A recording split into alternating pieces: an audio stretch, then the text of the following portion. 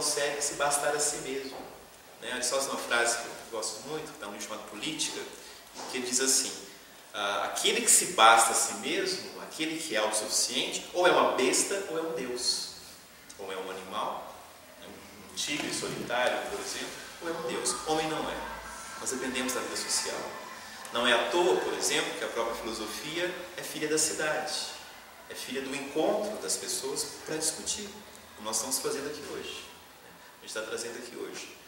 Para não me prolongar muito, né? Claro que o que eu disse é muito geral, eu teria que ver linha a linha os argumentos, etc, etc.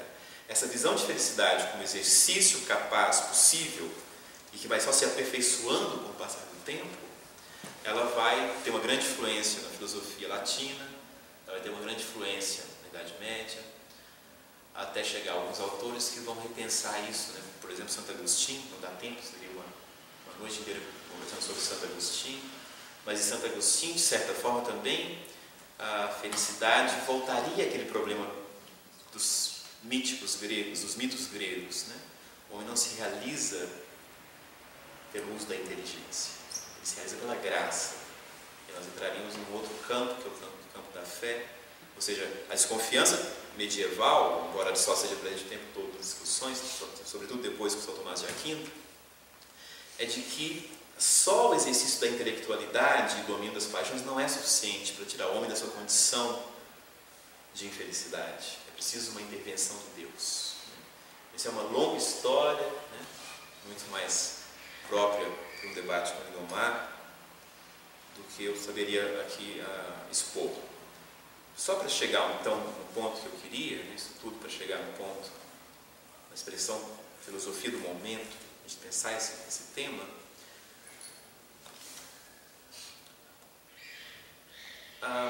todos os grandes tratados, já não conheço todos, que eu conheço, né, sobre felicidade, escritos na tradição, citam Aristóteles, partem de Aristóteles. Né?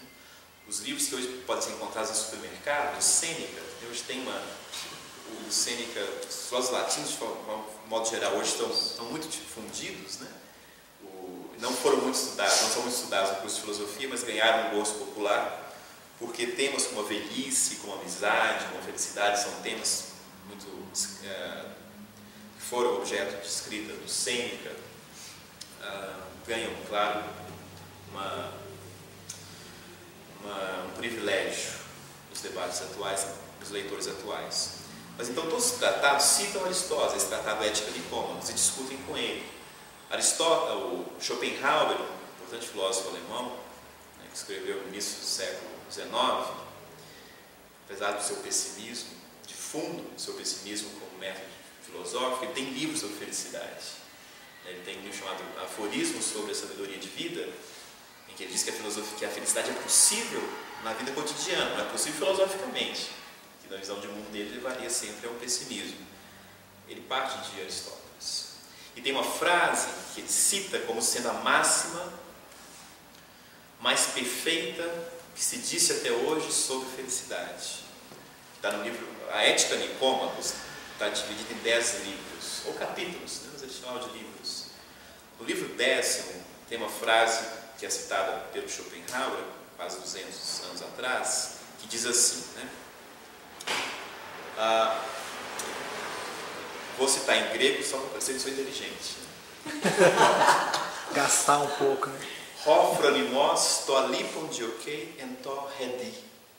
O sábio, phronimos, phronesis, sabedoria prática, prudência. O sábio, prudente, busca não o prazer, mas a ausência de dor.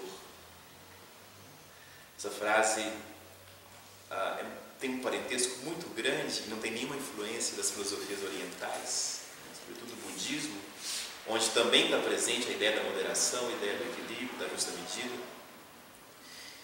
Mas estou dizendo isso por quê? Depois, no século XX, um filósofo espanhol chamado Julio Marías escreveu um tratado nos anos 30 sobre a felicidade, e esse tema praticamente desaparece da filosofia contemporânea. Nós não temos hoje livros que se dedicaram a pensar a felicidade no nosso tempo. Sobretudo, nós teríamos, por exemplo, existe uma exceção, mas temos que atualizar Aristóteles, temos que atualizar essa conversa.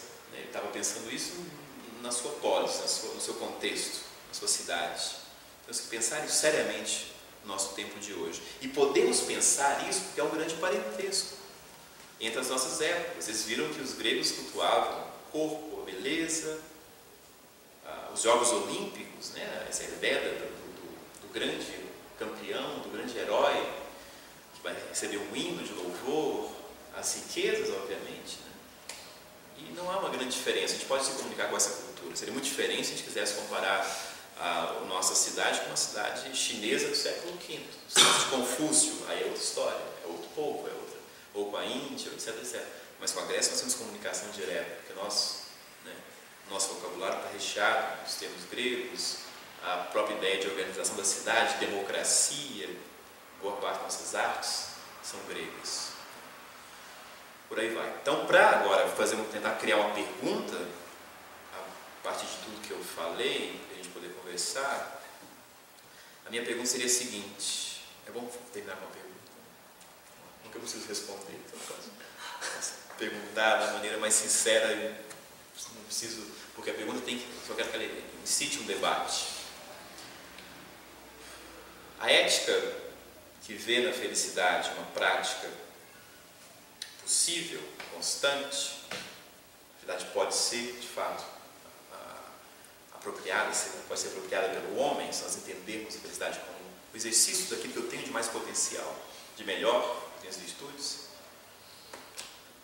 O fundo, né, a pergunta que está por detrás desse tema é a pergunta do para quê, é a pergunta da finalidade, da meta. Então a minha dúvida, né, vamos pensar o século XX, o século XXI, é se nós, de alguma forma, somos incapazes. Claro que a gente poderia discutir isso num nível pessoal, né, mas vamos pensar como cultura, como projeto de cultura, como praticidade, como projeto de ciência, etc. Nós perdemos a capacidade de estabelecer metas, de colocar o para quê. E aí, a suspeita é a seguinte, né? O Ocidente, a nossa cultura ocidental, e vocês devem reconhecer isso na própria fala minha aqui, ela se dedicou muito mais a desenvolver a inteligência, que nos dá os meios, do que uma sabedoria capaz de colocar fins. Por exemplo, se vocês estudarem um livro sobre organização arquitetônica da cidade de Atenas do século V a.C., vocês vão ver que eles não tinham problemas com o saneamento básico. Nós não conseguimos, pela nossa inteligência, 20 séculos depois, resolver isso. A resposta deve ser a seguinte, imagino eu, né? Temos inteligência para isso. Mas nós não queremos isso. Não queremos dedicar boa parte dos nossos esforços de pesquisa para resolver um problema como esse. Se nós conseguimos escanear o planeta vizinho, né, Marte, nós não conseguimos ainda resolver o problema básico. Então a grande questão é, há uma grande diferença entre a colocação do para quê, a finalidade, a meta, e a criação dos meios, dos instrumentos. A inteligência, aquela capacidade intelectual da qual nós falávamos, ela me dá os instrumentos, os meios. Mas é preciso colocar algo que vai muito além de uma inteligência, que é o que nós queremos para nós. A pergunta mais importante, no campo existencial, pessoal, que alguém pode fazer, poderia ser a seguinte: o que eu devo fazer de minha vida?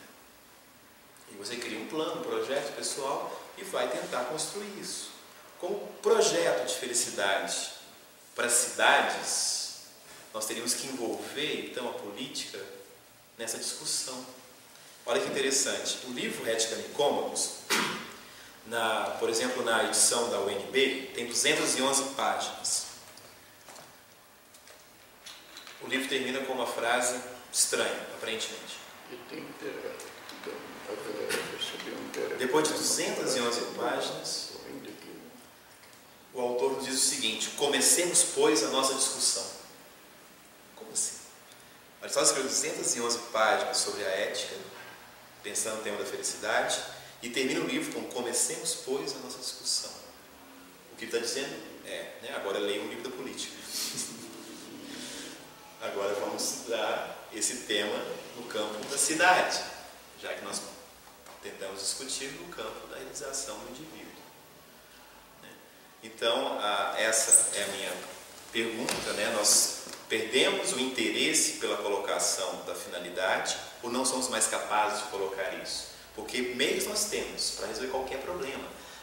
E vou terminar com uma citação de Hegel, uma frase do Hegel que eu gosto muito. Ele diz assim: tudo que o homem puder imaginar, ele será capaz de realizar. Nós queríamos voar com Dédalus, conseguimos. Boa noite. Boa noite.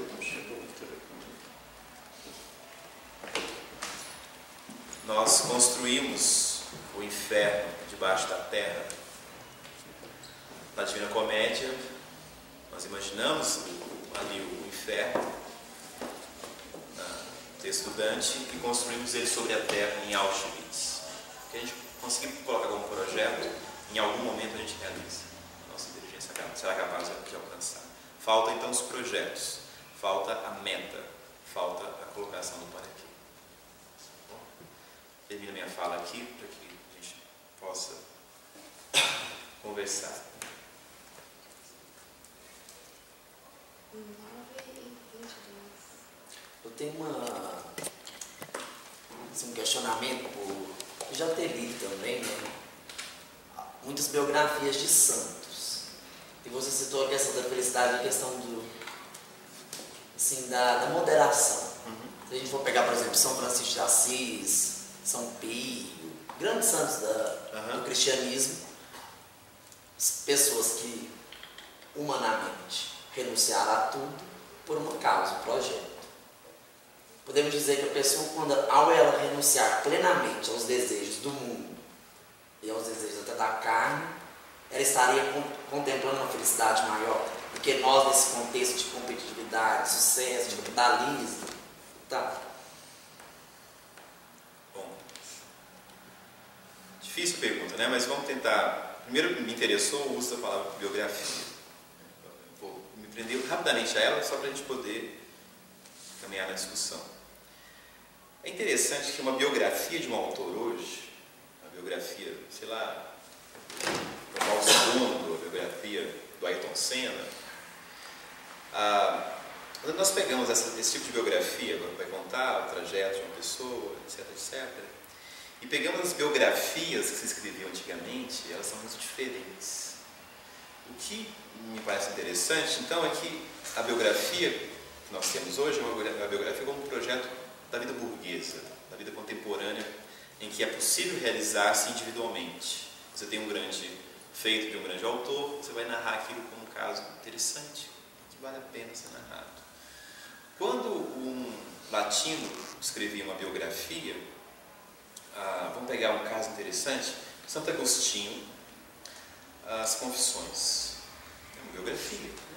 Mas o sujeito que narra a biografia não é o sujeito de carne e osso. Aquilo ali é a biografia de um homem universal, de um projeto de humanidade. É muito diferente, por exemplo, da biografia de Marco Polo, que depois vai encontrar as especiarias, vai narrar a sua experiência pessoal com as especiarias. De alguma forma, há nas biografias antigas a tentativa de construir um homem universal. Isso está presente na arte.